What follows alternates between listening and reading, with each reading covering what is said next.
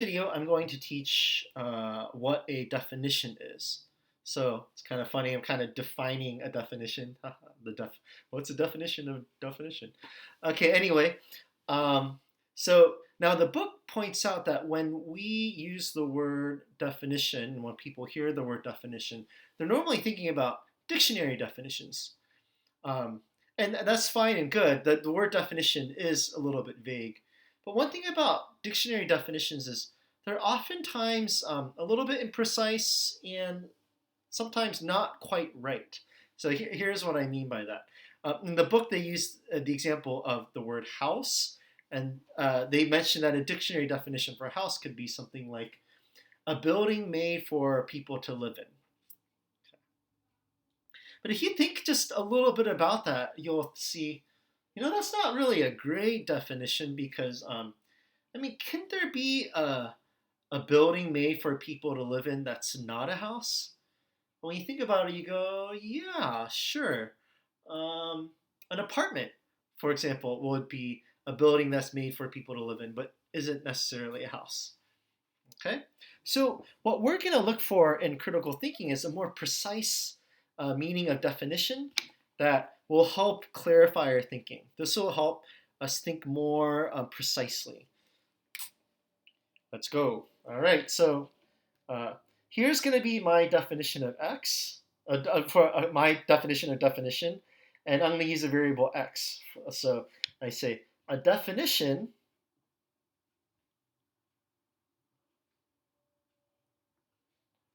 of x, okay, equals what? So what's the definition of x? Both necessary, whoops, it says necessary, both necessary and sufficient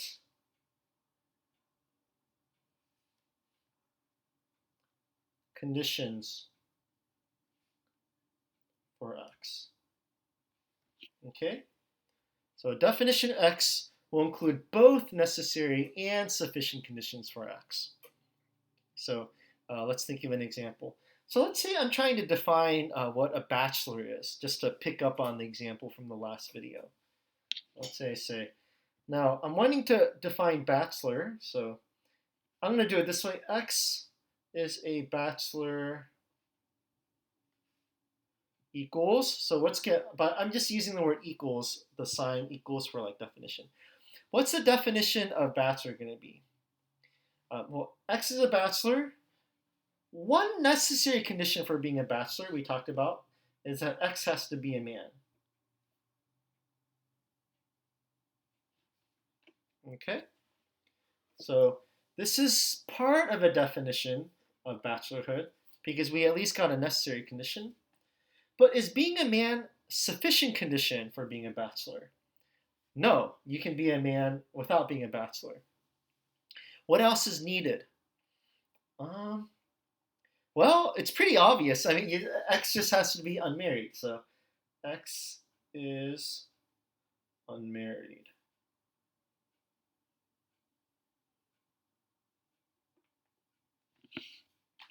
Okay. Now, is being unmarried also a necessary condition for being a bachelor? Yes, right? In order to be a bachelor, you have to be unmarried. Or if you weren't unmarried, then you couldn't be counted as a bachelor. So this is necessary, requirement for being a bachelor. Okay, next question. Are these two combined a sufficient condition for being a bachelor? Meaning, if you know that somebody's a man and that they're unmarried, does it follow? Can you know right away that they're a bachelor? Yes, right? That's what makes this a good, precise definition of bachelor. Because being a man and being unmarried is both necessary and sufficient conditions for being a bachelor. All right?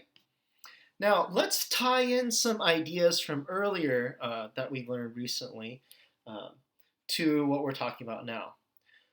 Remember what a primary connotation is? Okay, primary connotation.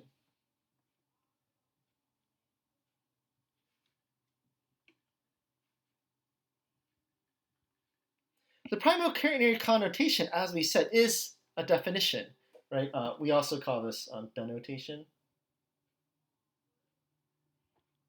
I mentioned that.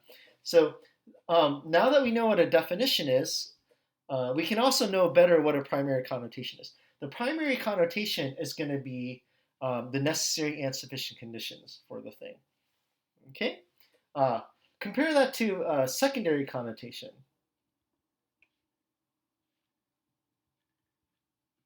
These are just the things that are associate, like people associate with a thing, which sometimes this is just called connotation. But they're not necessarily part of the definition of um, the thing. So for a bachelor, you might say, not ready to settle down, or you maybe even like partier. So now, being a partier is not a necessary condition for being a bachelor, so it doesn't belong in the definition. But it might be part of people's associations with bachelor. So that's what gets in the secondary connotation. So secondary connotations that aren't primary connotations are just properties that aren't necessary conditions for being a bachelor. But if it gets into the necessary condition, then that makes it part of the definition of the term. Okay, so hopefully this helps you kind of make some connections from what we did earlier. And by doing this, we start to think more crystal clearly about our concepts. One more. So we talked about X is a RAM. Remember, what was the primary connotation for that? It was X is male and X is a sheep. Okay. We said that was the definition of RAM, and now we can see, yeah, these are both necessary conditions for being a RAM, and together they are sufficient.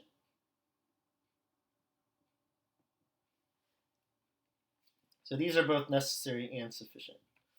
Both necessary and sufficient. But things like having horns, living on a mountain, eats only random bushes, okay, those would be a part of the secondary connotation, and they're not necessary conditions. Okay, so hopefully this helps clarify, and we'll talk about this more in the Zoom session.